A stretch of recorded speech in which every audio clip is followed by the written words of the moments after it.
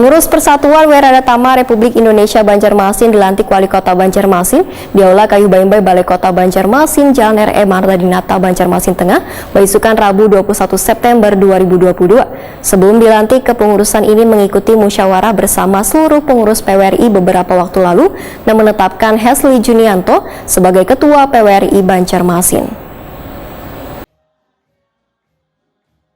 Pengurus Persatuan Weradhatama Republik Indonesia atau PWRI Banjarmasin dilantik Wali Kota Banjarmasin Ibnu Sina di Aula Kayu Baimbai Balai Kota Banjarmasin, Jalan R.E. Marta Dinata, Banjarmasin Tengah, Baisukan Rabu 21 September 2022.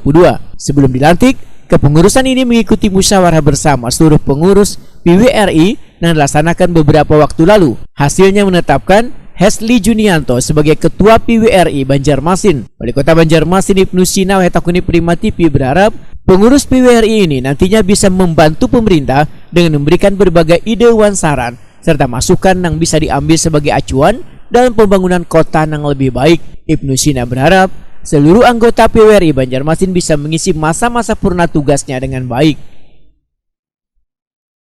Sukses untuk pengurus baru PWRI Cabang Banjarmasin yang diketahui oleh Pak Hesli dan wakilnya Pak Sugito Said.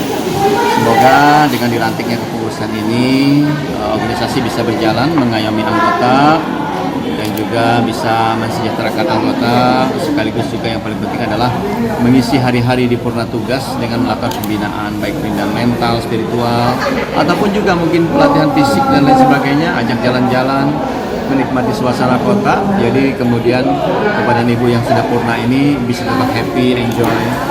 Dan sebagian besar juga yang saya lihat alumni-alumni Pemko Banjarmasin khususnya begitu purna tugas itu masih sehat juga. Jadi masih bisa produktif pemikiran, maka tenaga pun seperti Pak Hesli ini masih kuat, usia udah 66 tapi masih energik.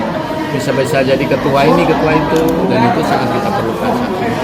Saya kira sama sukses, tetap berkoordinasi dengan pemerintah kota, karena bagaimanapun juga pembinaan pasca atau purna tugas itu juga bagian dari pembinaan dan pengayoman dari pemerintah kota Banjarmasin. Ketua PWRI Kalimantan Selatan Nur Aidi berharap pemerintah kabupaten kota bisa turut memperhatikan kesejahteraan anggota PWRI ini karena mereka sudah purna tugas di masing-masing daerahnya. Untuk kepengurusan baru nih, bantu pemerintah daerah, pemerintah bisa membantu dengan tenaga, dengan pikiran. Kalian bisa menjaga dengan doa.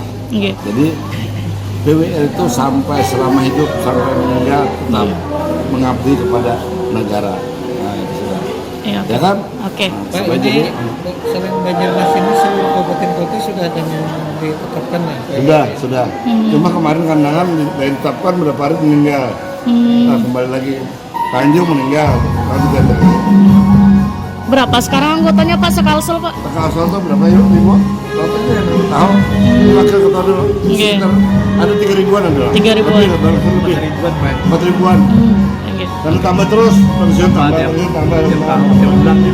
Oke. Kesejahteraan pensiunan sendiri Pak di Kalimantan Selatan bagaimana? Apanya? Kesejahteraan para pensiunan. Ini kan pensiunan.